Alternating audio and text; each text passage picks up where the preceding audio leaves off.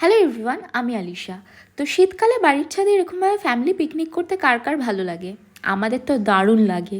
ঘোরাঘুরি, রেস্টুরেন্টে খাওয়া, পাব ডিস্ক এগুলোর পাশাপাশি কিন্তু মাঝে মধ্যে ফ্যামিলি টাইমও খুব ইম্পর্টেন্ট।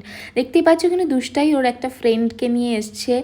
আর এখানে দেখতে পাচ্ছ স্টার্টারে চিকেন তন্দুরি হচ্ছে, মা, মিষ্টি, শান্তনু, আমি, টিটু দাদা, আমরা এই কজন মিলেই করছিলাম।